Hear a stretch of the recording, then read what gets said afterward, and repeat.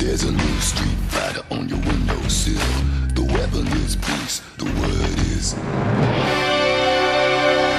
chill.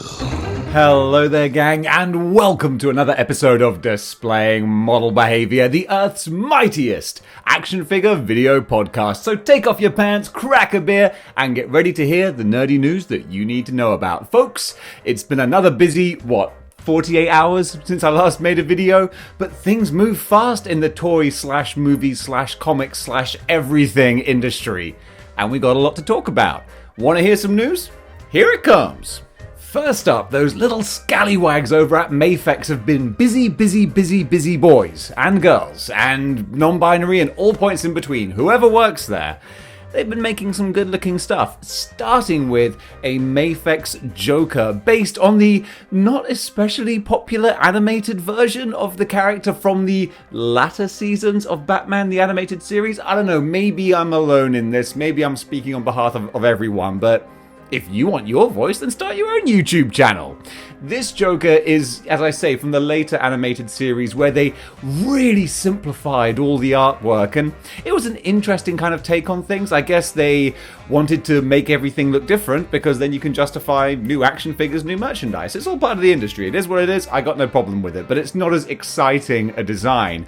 But one thing I will say is that because it's a very basic, angular kind of look, Mefex have nailed it, because it's easy to nail. I say, with no modelling experience at all. Anyone can do that. But you know what I mean. This figure looks straight up, boom, that's the Joker. You want the Joker from the animated series? You're looking for this? There it is. Perfect. Mefex, I still haven't held a Mefex in my hand, so I don't know what the big deal is. I still don't get it. I'm waiting for my Ben Reilly. When he arrives, maybe I'll take him out and be like, oh, I get it now. I'll be like Danny DeVito at the end of Always Sunny when he's like, my God, I get it. But until then, I'm like, meh. But similar, meh, is that they have also made a black costume symbiote Spider-Man, and he looks... It's kind of my opinion. There you go. That was scathing. That strange noise. -5 stars. No. He just looks like a Marvel Legend, kind of, but with more obvious joints, sticking out with the articulation, and the head looks more like a shopped mannequin. I don't know, I feel like I'm taking crazy pills, but there you go. Mefex charge big money for these, and people really like them, so I want to be proven wrong. I want to get my Ben Reilly and have people go, there, dumbass, do you see why they're so good? And I'll go, Yes, I see.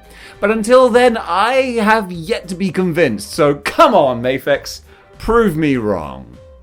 Now a figure that definitely just tweaks at my little funny bone of nostalgia, and it does it in a big way, and that is Neca ALF. Oh my goodness, the alien life form from Melmac, who loves nothing more than to eat cats and give out quippy jibes and walk in front of coffee tables that are just about waist height for him. And I think this figure looks beautiful. It looks perfect. It's ALF. I promised myself that I wouldn't buy any more like random lines or one-off figures and stuff, but having said that, this looks really, really good. And Neca haven't hurt me recently. Honestly, everyone complains about Neca, and I sure as heck complained about Neca. Check in my archives for that video. But everything that I've got from Neca over the last year or so, it's been perfect. I got my Alpha Predator a couple of weeks ago. That's holding up just fine. No snaps, no breakages, no worries. So they've earned a bit of credit from me, and ALF looks the business. He looks the bee's knees. I love this, with so many accessories. He's got a cat sandwich. I mean, come on. It's 2021 and we're getting an action figure with a cat sandwich. Truly, we have peaked as a nation, nay, a species. So there you go. Neca ALF looks really great, and here is the vital information about him. An all-new ALF 7-inch scale figure has been revealed by Neca Toys for the show's 35th anniversary. The figure looks to include a cat, assorted food, and more. It's due for release in spring of 2022. This 7-inch scale figure is released in line with the 35th anniversary of the show. Gosh, that makes me feel old. And it's due to be released in spring of 2022.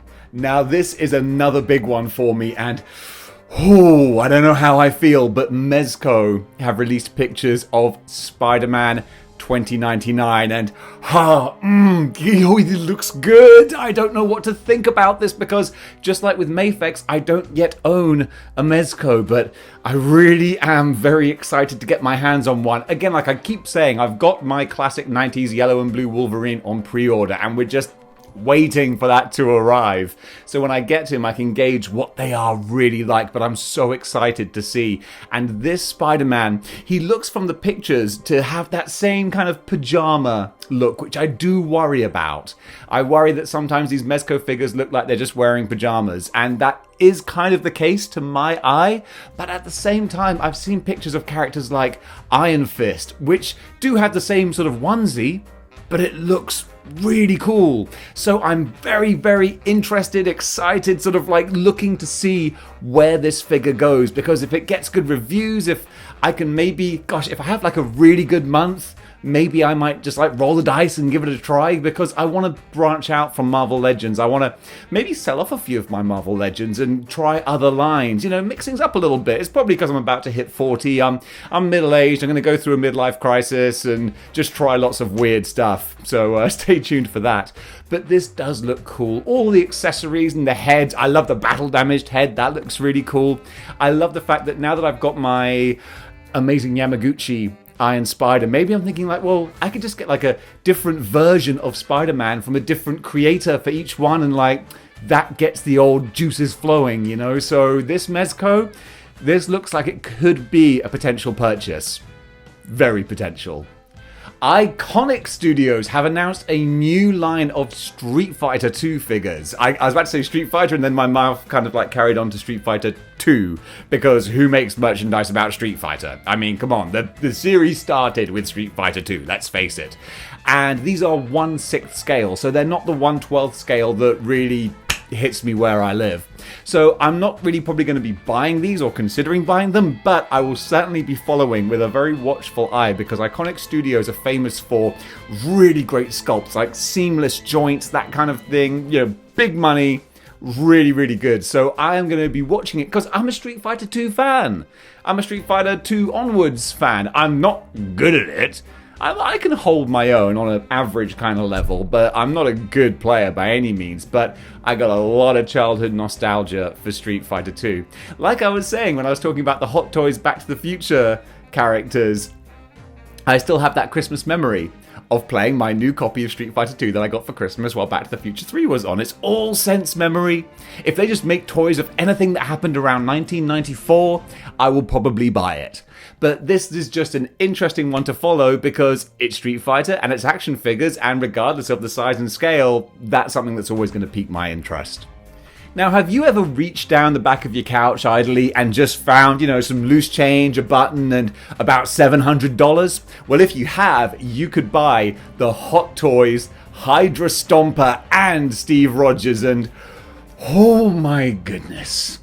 If you have this kind of money to spend, then more power to you, pal, because these look beautiful. I say these, like you can buy them separately. From what I understand, you can buy the Hydra Stomper and you can buy Steve, or you can buy them together in a 2-pack. I think the Hydra Stomper on its own is a little over $400, or to buy it with Steve Rogers, it's like $600, give or take. But this looks incredible, and it goes with the Peggy Carter as well. So they all scale nicely, and you wouldn't even have to have like a big Hot Toys collection, just these three together. Oh my goodness, that would look amazing. You have Peggy Carter on the back. Then again, if you have Peggy Carter on the back riding it, then you wouldn't be able to see Steve Rogers. So maybe don't do that design if you've paid for Steve Rogers. You probably want to have him out of the suit.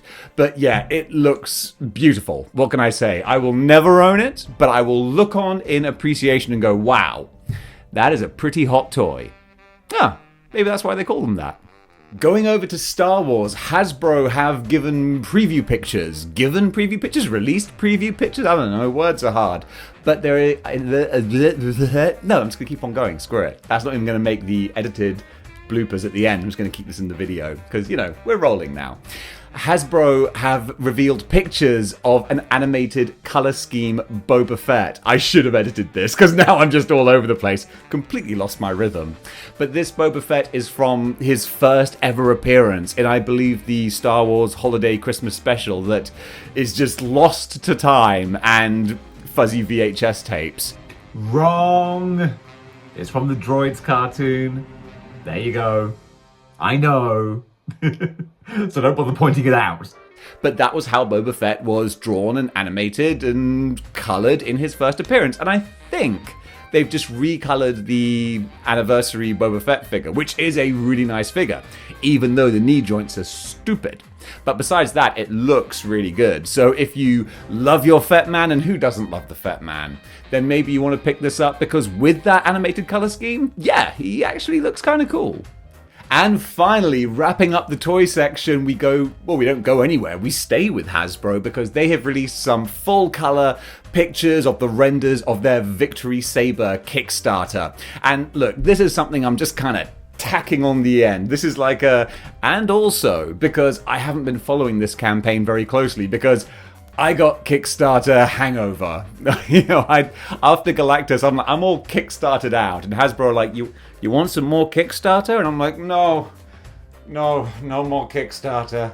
So I know that there are Transformers fans who are happy about this, and that's awesome and cool, but I'm not going to try and tell you stuff that either you already know or I don't know the information on. But the pictures are out there and it looks pretty, so if you want to get that, then fill your boots and transform and roll out and all that good stuff.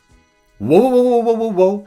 Where do you think you're going? We're not done with action figures just yet, because there is one final piece, and that is that Hasbro, sticking with, again, I've reminded myself, with the Kickstarter and whatnot, apparently, alright, the Hasbro Sentinels have started to ship in the UK. What? I know, we were told not until the end of December, maybe January. But now all of a sudden on a lot of figure groups, people have been saying, holy moly, I just got my Zavi, or my Zavi process changed from my Zavi status, all over the place today. My Zavi status changed from, awaiting processing to processing or to shipped or something. Either way, things are in motion. So folks in the UK, I don't want to get you too excited yet, because I haven't had my confirmation yet. But folks are getting rumblings that the Sentinels are on their way. So everyone look busy, because they're coming. Maybe. Apparently. Don't quote me on this. You know what? I might edit this out. I filmed it now. I'll keep it in. And to wrap up with some TV news, first of all, Disney Plus have released Star Wars Visions. These are a series of short stories. I say short stories, they're between like 15 and 20 minutes each, give or take, all done by different Japanese animation studios telling in-canon Star Wars stories. And I ain't watched them yet, but they look beautiful, and the early reviews are coming in as very, very positive. What more than one review has said, though, is that because they're all short stories, and kind of being sort of classic Star Wars tales, they kind of follow similar sort of formats. They can start to blur into each other and sort of merge together if you're just binging all of them. They kind of go through similar tropes, and like, once you've seen 5 epic lightsaber battles, by the time you get to the 6th one, you're kind of like, still like updating Facebook on your phone while it's happening. So what I would say, and what I'm going to do, space them out, enjoy them like a fine meal. Just pick at it, a little morsel, a little morsel, or a little soupçon of Star Wars. So maybe once a day for the next week or whatever, I'll watch an episode before I tuck myself into bed, and that will be a nice way to consume this show. I'm really going with the food metaphor here, but yeah, so far good stuff. So if you're on Disney Plus, and come on, who isn't? Are you not? Why not? Go sign up. It's not that expensive. There's worse ways to spend your money. But yeah, go check out Star Wars, because apparently it's quite good. And something that's probably not made with the same kind of care and artistry and nuance as Star Wars Visions is the Netflix Undertaker Choose Your Own Adventure New Day mystery. where did this thing come from? I didn't say who asked for this. I'm not falling into that cliche. But just where? A choose your own adventure Netflix mini movie thing with the New Day sneaking around the Undertaker's haunted mansion with Undertaker doing sort of saw traps, and it looks so bonkers. I don't like WWE, but the guys in the New Day seem like really cool guys, and this looks so weird. I think since I've got Netflix anyway, or my girlfriend has, I think I normally just use her sister's profile because she's always watching terrible things. Gossip Girl, Jane the Virgin, what? She called me up in tears the other day, and I was like, hey baby, what's wrong? And she's like, he died. And I'm like, oh my god, who died? She's like, the guy on Jane the Virgin. I was like, oh, for goodness sake, seriously? It made my heart jump out of my chest. But, you know, she's a sensitive soul, and that's why I love her. What was I talking about? Oh yeah, the Netflix Undertaker thing. Yeah, just look at the trailer. It looks bonkers. And sticking with spooky, kooky, ooky things, it is the Muppet Haunted Mansion trailer that has just come out. And oh mignon! This is more up my street. I love the Muppets. And I saw that Will Arnett is in it as well. I love Will Arnett. He's one of the people who folks say like, oh, you know, Dave, you really look like that guy. Normally it's the motion capture guy that people say I look like. Or Henry Cavill. Sometimes more than others. It depends on whether or not it's been a tough week or not. If I'm looking good, they'll be like, hey, you look like Henry Cavill. If I'm looking bedraggled and thin and tired, they're like, hey, you kind of look like Doug Jones. I think tonight I kind of fall somewhere in the middle. But still, the Muppet Haunted Mansion trailer looks like classic Muppet fun, and I am so down for that. I think it comes out on Disney Plus on October 8th, so if you want some family-friendly Halloween scares, scares, what am I talking about? It's the Muppets, but it looks like a very funny sort of thing if that is your cup of tea. If it's not, then it probably won't appeal. But for me, I'll be watching day one. And folks, that was all the nerdy news you need to know about for today, and I hope you enjoyed this. What did you think about the various news segments? Comment below, let me know. And if you like what you see here and you want to see more, then join the 6-1 Clicks by clicking the like, share, and subscribe buttons. And don't forget to hit that notification bell either. That way you won't miss out a single episode of Displaying Model Behaviour. And if you want to go one step beyond in supporting the channel, you can do by going over to patreon.com/Displaying Model Behaviour, just like these amazing saviors of model behavior did, and they get to enjoy all of the various exclusive videos on there and just be an extra little part of the community, and it's always hugely appreciated by me. So guys, thank you very much for watching, and until next time, keep displaying model behavior. Chill.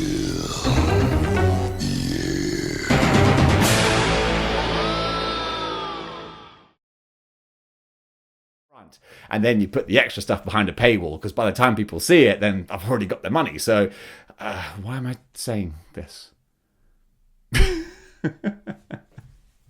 Cool. So folks, thanks very much for watching, and until next time. I keep forgetting what I do. And until next time. Nah, that's no good.